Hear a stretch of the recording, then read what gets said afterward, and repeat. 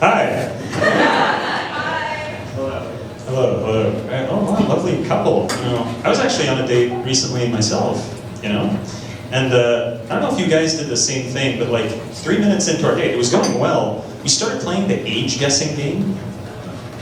You guys know this? It's where you're like trying to figure out the other person's age without directly asking them what their age is. And I've gotten very good at this. In fact, I've developed a bunch of techniques that I'm going to share with you now. Okay? So my opening strategy, I'm on a date with this woman. I go, do you have any siblings? She goes, oh yeah, I have a younger brother. I was like, oh, what's the age gap between the two of you? She goes, 6 years. I was like, so you're at least 6. Okay. All right, we have a lower bound, but we need an upper bound too now, right? And don't worry, I have a technique for this as well. I'll wait for an emotionally intimate moment in the conversation, and I'll ask, so how did you take 9/11?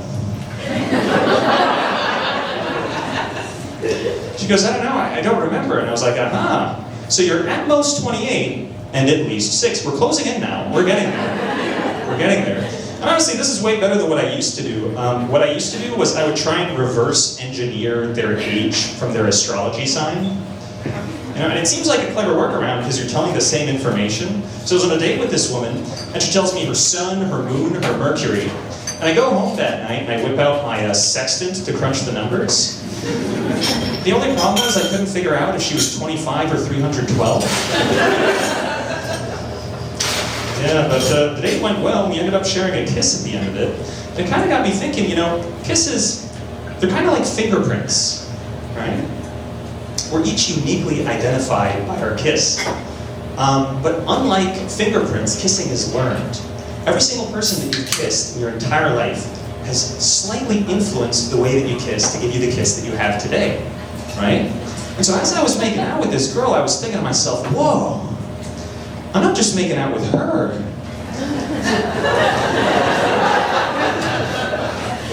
It's like I'm making out with every guy she's ever made out with. Some small part of them lives on in her kiss. And a couple days later at my annual checkup, I tested positive for that small part.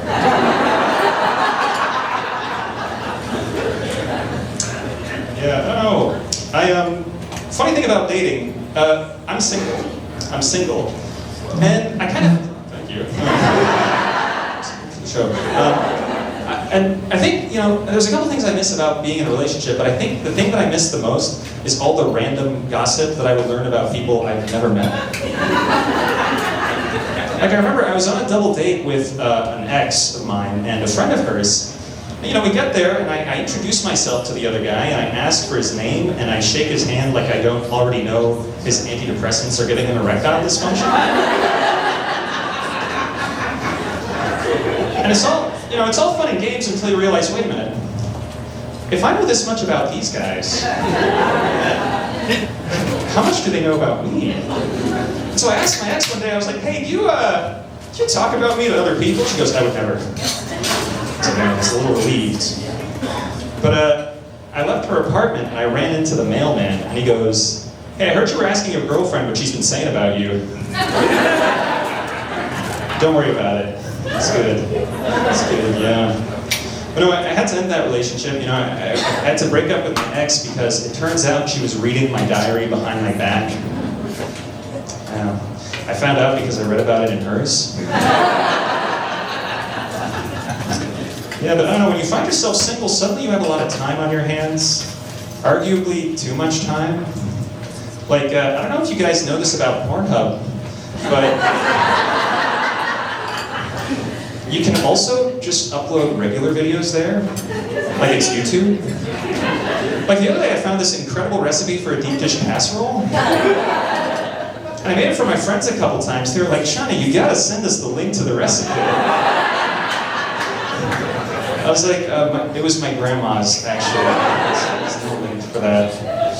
Yeah, another fun fact about Pornhub, though, their office is MindGeek. They're actually based here in Montreal. Yeah, just in case you're from out of town and looking for like a cute touristy thing to do. But I found this out because I applied to work there as a web developer, and during my interview they asked me this question. They were like, okay, give us some idea for a feature that can improve our platform and help us compete with the other streaming services out there. And I was like, okay, hear me out. You know how YouTube has YouTube Kids?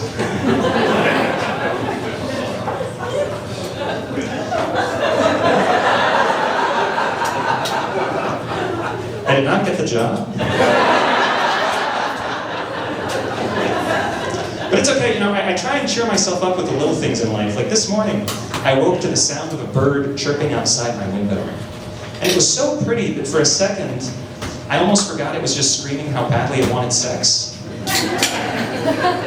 And it got me thinking, you know, maybe birds see us the same way, right? Like, maybe a bird watches a guy catcall a woman at an intersection and thinks, oh, music.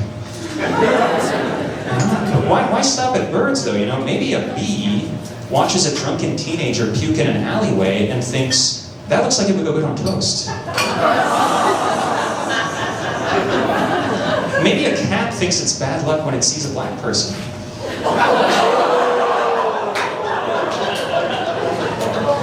Maybe if given the chance, cows would milk us too. I don't know.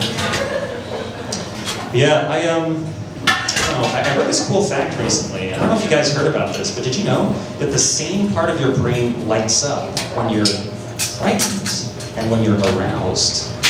You guys heard this before? It kind of blew my mind the first time I heard about it. I was like, wait, maybe to scare someone, all you gotta do is turn them on a little bit.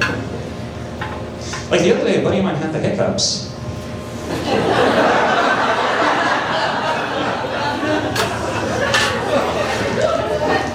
And to help him out, I lovingly caressed his inner thigh. You know, it worked. I don't know if he was aroused, but he was frightened.